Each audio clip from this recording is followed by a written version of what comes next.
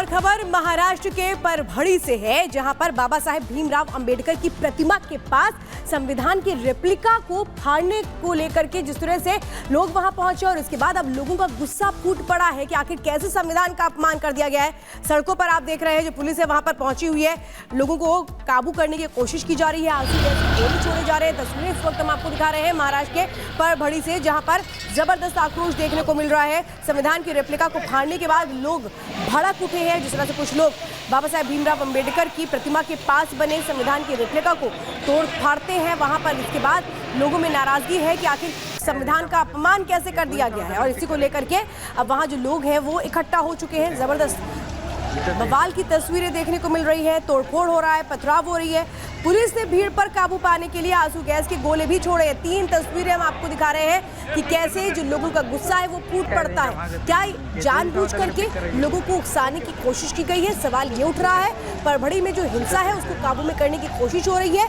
भीड़ ने कैसे वहां पर आगजनी की है, ये तीसरी तस्वीर में हम दिखा रहे हैं। लेकिन सवाल यह है कि क्या ये माहौल खराब करने की कोशिश है? आखिर किसने कहा कि संविधान की जो रेप्लिका है उसको फाड़ दिया जाए? और सत्य विजय इस वक्त हमारे साथ जुड़ चुके हैं सीधे। सबसे पहले ये बताइए सत्य प्रकाश कि आखिर जिस तरीके से वहां पर लोग पहुंचे, उन्होंने संविधान की इस रेप्लिका को फाड़ दिया, क्या जानबूझकर के इन लोगों को उकसाया गया था? कौन थे ये लोग?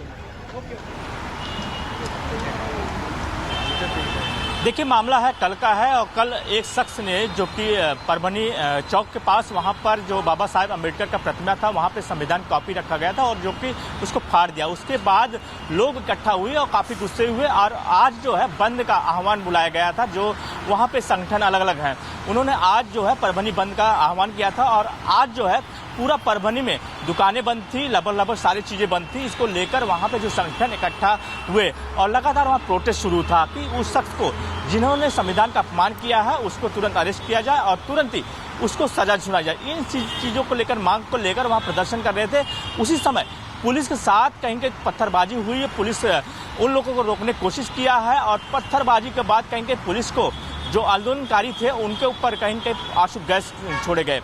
कई गाड़ियों को आग हवाले कर दिया गया जो आंदोलनकारी थे और लगातार वहां पे अभी भी जो टेंशन बना हुआ है। प्रशासन की कोशिश हुई थी कि इस तरीके से संविधान की जो रेप्लिका है उसको फाड़ देंगे, इसके बाद उनको पता था कि माहौल खराब होगा। क्या जानबूझ करके ये माहौल खराब करने की कोशिश की? देखिए, जांच का विषय है कि जो शख्स ने ये जो संविधान का अपमान किया है किस वजह से किया है इसकी जांच किया जा रहा है। लेकिन जो आंदोलनकारी हैं उनको पहले शांत करने की कोशिश किया जा रहा है। लगातार पुलिस और प्रशासन लोगों से कह रही है कि लोग अफवाह ना फैलाएं और जो अफवाहों पर ध्यान ना दे, लोग घरों पर जाए, पत्थरबाजी और पुलिस पर जो गाड़ियों पर अटैक न करे। जो आरोपी है उसके ऊपर कड़ी कार्रवाई किया जाएगा। जी बिल्कुल सत्य प्रकाश, कड़ी से कड़ी कार्रवाई की जाएगी। लेकिन अहम सवाल तो यह है कि वहां जो भीड़ इकट्ठा हुई वो किसके कहने पर इकट्ठा हो गई, किसके कहने पर ये शख्स ने किया? जिस तरह से आप ये बता रहे हैं कि जाति संबंधित मामला है, लेकिन ये जो शख्स जिसे इस वक्त क्या ये हिरासत में लिया जा चुका है? आगे की जो पुलिस की इन्वेस्टिगेशन है वो क्या है? देखिए, परभणी पुलिस ने लगातार इस मामले की जांच कर रही है और जो शख्स ने जो संविधान कॉपी फाड़ा है उसको अरेस्ट कर लिया है और पूरे मामले की जांच किया जा रहा है। साथ ही इस मामले को लेकर कई एफआईआर दर्ज हुए क्योंकि जिस तरह से आज परभणी में वहां पत्थरबाजी हुआ है, पुलिस गाड़ियों पर अटैक हुआ है, कई गाड़ियों को तोड़फोड़ किया गया है, आगजनी किया गया है। इसको लेकर पुलिस ने मामला दर्ज कर लिया है और मामले की जाँच किया जा रहा है। साथ ही जो शख्स ने संविधान का अपमान किया है उसको अरेस्ट कर लिया है और उसके ऊपर कड़ी कार्रवाई का कह रही है कि पुलिस की हम उसके ऊपर कड़ी कार्रवाई करेंगे। जी बिल्कुल, बहुत बहुत शुक्रिया आपका तमाम जानकारी देने के लिए। जॉर्ज सोरोस के फंडिंग प्रोसेस से तो फाउंडेशन प्रोपोगेट करते हैं, उसको यहाँ पर कांग्रेस का वरिष्ठतम नेता उनको उठाता है। ये सवाल संसद में निरंतर उठता चला आ रहा है। अभी इस पर कोई जांच कमेटी बैठाने की आवश्यकता है ताकि तथ्यों का पता चले। संसद के शीतकालीन सत्र का 12वां दिन और लगभग हर दिन हंगामे की भेंट चढ़ता हुआ सत्र नजर आ रहा है, जहां तमाम मुद्दे गूंजते हुए नजर आ रहे हैं। एक तरफ जहां विपक्ष की तरफ से अविश्वास प्रस्ताव लाया गया तो दूसरी ओर भारतीय जनता पार्टी लगातार सोरोस का मुद्दा उठाती हुई, घेरती हुई नजर आ रही है। देखिए रिपोर्ट।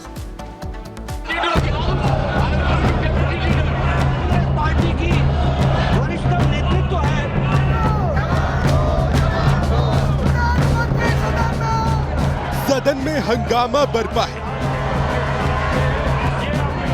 नारेबाजी हो रही है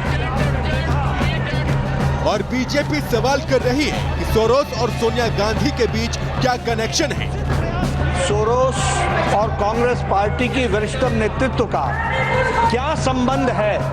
लोकसभा और राज्यसभा दोनों ही जगह हंगामा बरपा है और लगातार सदनों की कार्यवाही हंगामे की भेंट चढ़ रही है। सोरोस के मुद्दे पर बीजेपी इंडी गठबंधन पर हमलावर है। सत्ता पक्ष सोरोस मुद्दे पर जवाब मांग रही है और कांग्रेस पार्टी की वरिष्ठ नेतृत्व का क्या संबंध है? और सोरोस और सोनिया गांधी, श्रीमती सोनिया गांधी जी का क्या संबंध है? आंतरिक और बाह्य सुरक्षा का सवाल है और यह देश की संप्रभुता पर भी प्रश्नवाचक चिन्ह है। अब के लिए उद्वेलित है, उसकी चर्चा होनी चाहिए। Please take your seats. BJP Congress की तरफ से संसद में हो रहे हंगामे का सोरोस के मुद्दे को हथियार बनाकर जवाब दे रही है, लेकिन इंडी गठबंधन है कि जवाब देने को तैयार नहीं है, बल्कि हंगामे के लिए उल्टा बीजेपी को जिम्मेदार ठहरा रही है। आज जो राज्यसभा में स्थगित किया गया वो उसकी भूमिका हमारे में कोई भूमिका नहीं थी। वो सरकार नहीं चाहती थी कि आज राज्यसभा चले, पर सदन चलेगा। अगर बहस करना चाहते हैं तो हम बहस के लिए तैयार हैं। बीजेपी हमलावर क्या हुई?